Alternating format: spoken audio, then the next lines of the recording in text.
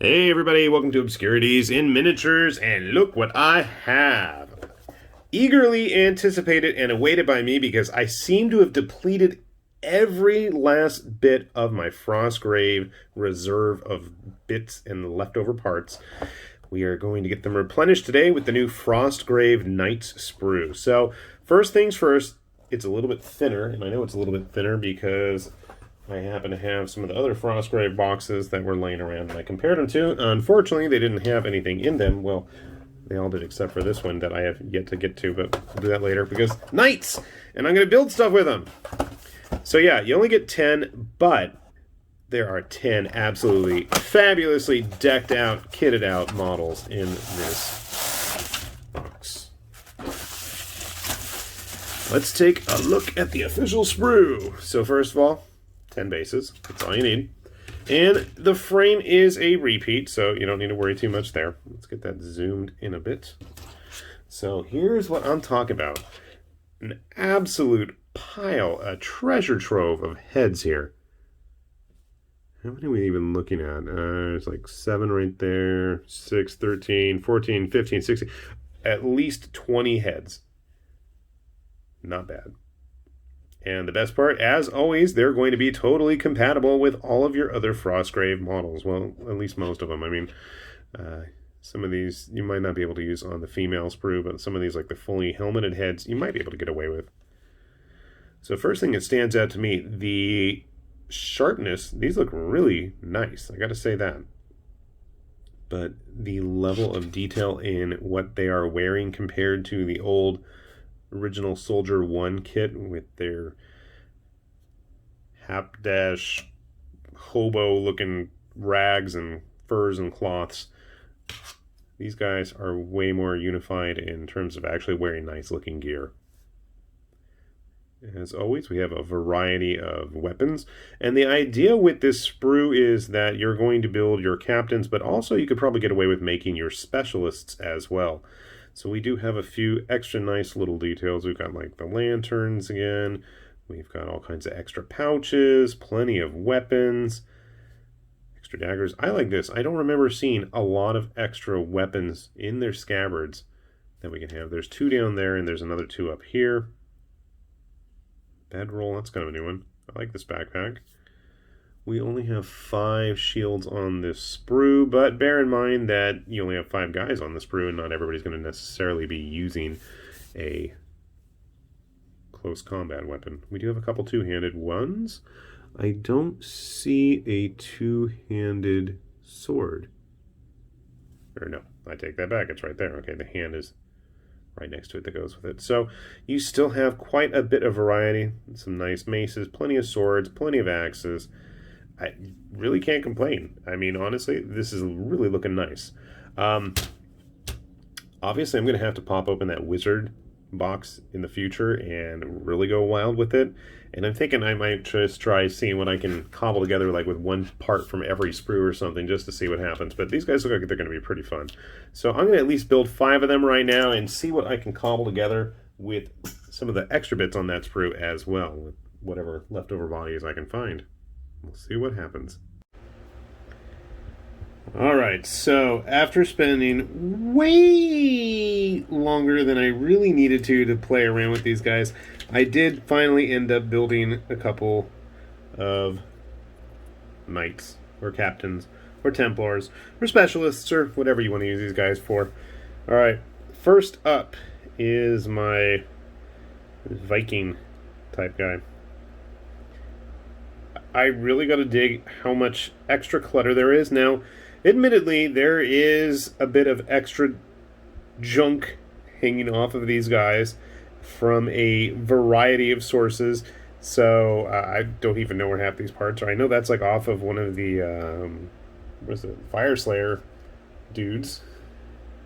So there's the first one I put together. Decided we'd make a ranger type.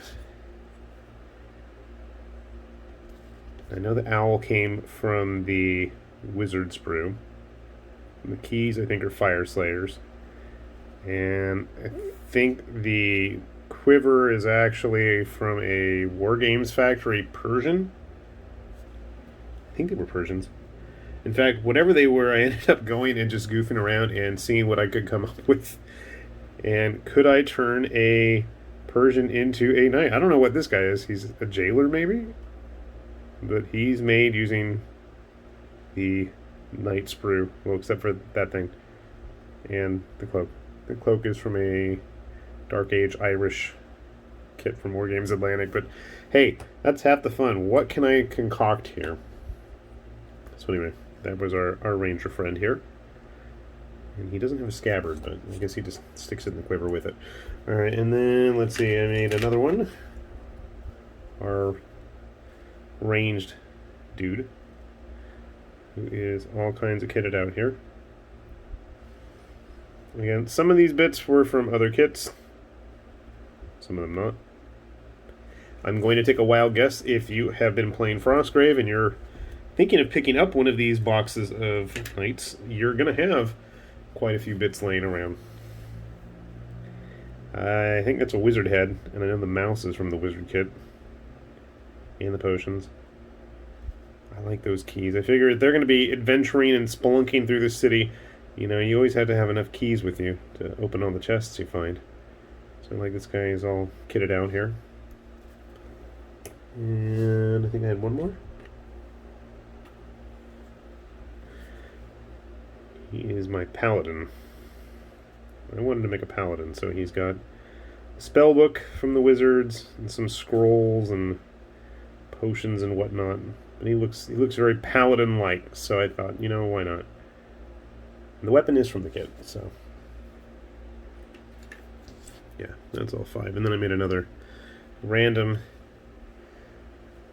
knight out of leftover Persian bits. Because why not? And it works.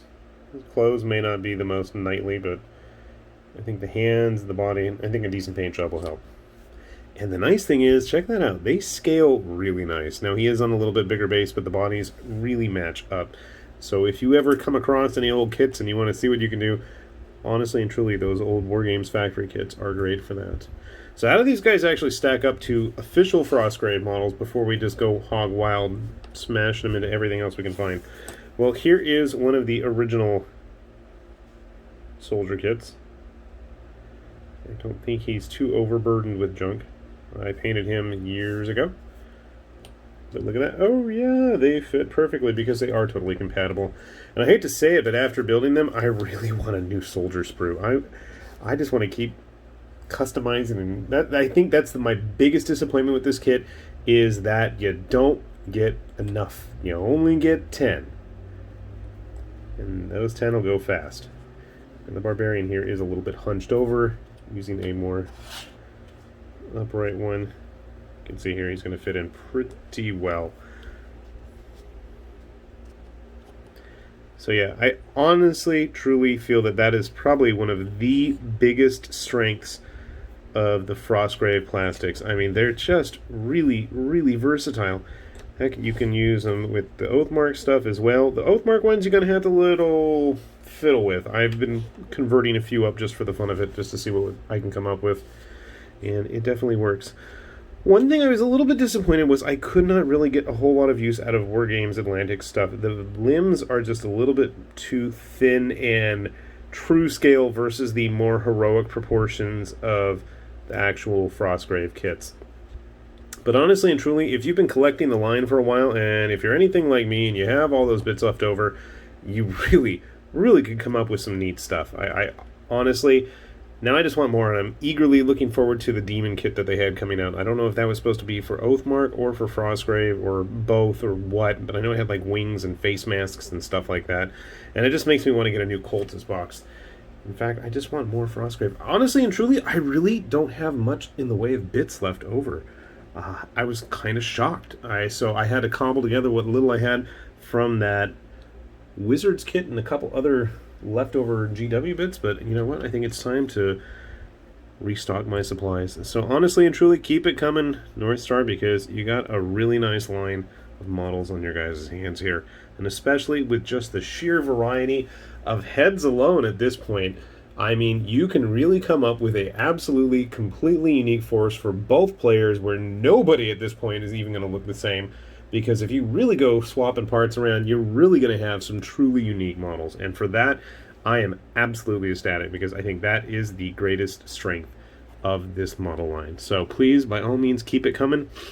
I know one idea that we were talking about would be cool would be like a rarities sprue, just nothing but like, you know, kind of rare magical bits or treasures you would find in the Felstad, but, you know, that's just me wish listing at that point. So I'm going to stop talking, and I really am looking forward to getting some paint on these guys. So if you will forgive me, I am going to bid you all a fond farewell and go grab those paintbrushes.